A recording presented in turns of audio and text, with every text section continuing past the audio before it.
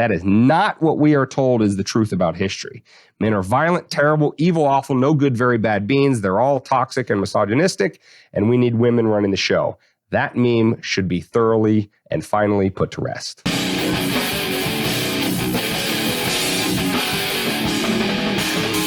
Today we are talking about the meme, not a funny picture, but the meme that's out there, and you hear this all the time, usually from feminist circles, but even like public intellectuals like Steven Pinker and stuff say stuff like this, that, well, wouldn't it be great if more world leaders, or in the more radical versions of this argument, is if all world leaders were female? Because if women were ruling the world, there would be no more war. Right? The meme is that women are somehow less violent, less susceptible to doing terrible things with immense power. And although on the individual level, the differences in violence levels between men and women might bear out when you look at the statistics of how many men are in jail for violent crimes versus how many women, it is disproportionately men. So that's true. So there is, as with all memes, a bit of superficial plausibility to the claim that if women were controlling the world, leading all of the major countries of the world, or hell, all of them for that matter, that there would be less war.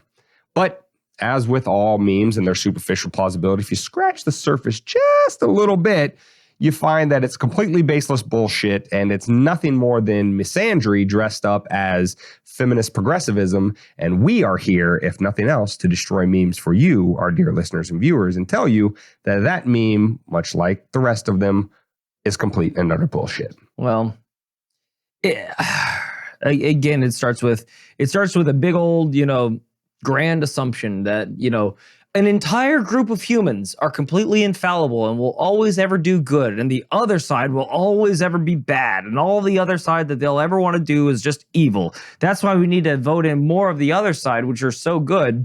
So I hear you, listener, viewer. Dane, David, we understand you guys don't like this meme. But give us the facts. Okay, here are the facts. Some U.S. experts analyzed mainly European kings and queens between the years of 1480 to 1913, covering 193 reigns in 18 different countries. And what they looked at is basically, was the leader male or female? How long was their reign? How many years of their reigns were they in war, et cetera, et cetera, et cetera. So they could generate a number value as to whether or not it was more likely that having a female ruler meant that you would not be in war. And again, as with most of these memes, again, that have superficial plausibility, but don't hold up when you look at them for a nanosecond longer than, it takes you to read a buzzword bumper sticker, is that countries that had female rulers were 39, I think it was like 38.8, but we'll just round up, 39% more likely to be at war. Now, couple objections I can already anticipate from the feminazis on the other side. They're going to say, first of all, this is very ethnocentristic of you to only look at European kings and queens. Well, okay, fine. I guess if you want to do your own study and look at all kings and queens throughout all the time, feel free to give us the results on that. I have a feeling these numbers are going to hold up, but obviously I haven't done the study. So, do that and report back to us. Second thing is you're going to say, well, yeah, the women were forced into war because all of their male counterparts that were running the other countries while they were the queens wanted to, test their mettle because they were viewed as weak women, rulers, and they wouldn't be able to. So they just had to defend themselves. So this is all self-defense. And again, there's probably some plausibility to that. There probably were some motivations by male rulers to attack female rulers because they perceived them as weaker or whatever. But if that were the case, then that would mean that the women were not instigating any of the wars at all. Or when they were challenged by their male adversaries, they wouldn't engage in diplomacy to stave off war, right? Because the claim is they're less violent and don't want to go to war. So even if they have a foreign adversary that wants to attack them, you would think they would pursue every single potential diplomatic route possible short of war. But that's not exactly how it worked out.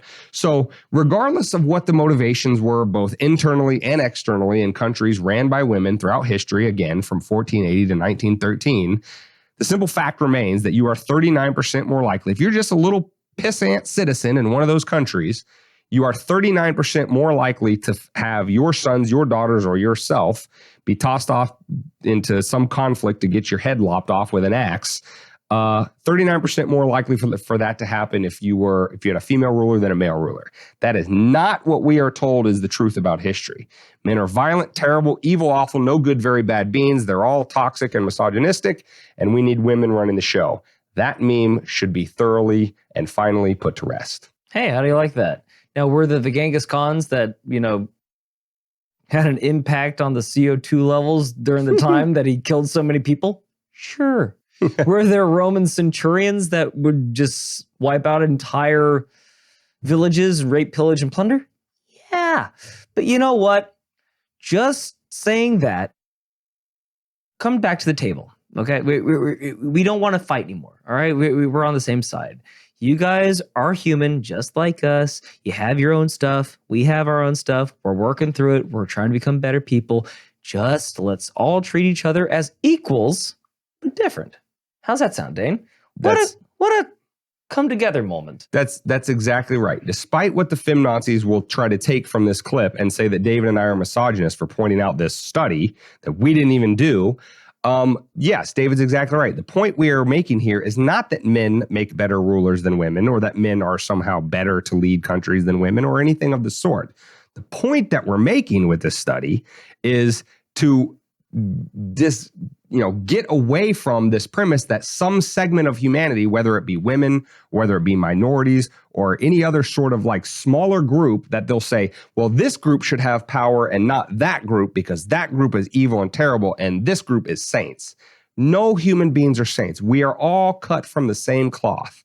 We have the same demons and angels within all of us. Or maybe, if you want the power, do what Queen Elizabeth said and say, come and take it, bitches. And so with that, the key word that David just used there is power.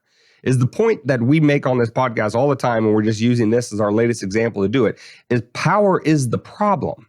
Male or female, black or white, rich or poor, fat or tall, or fat or skinny, tall or short, whatever.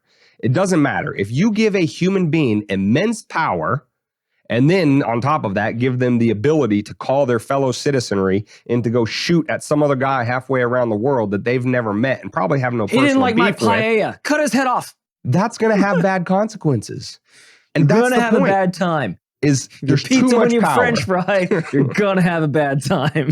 So reduce the power, reduce the incidence of violence and conflict, or at least make the incidence of violence less destructive overall to the species and the planet. And we're going to have a better time.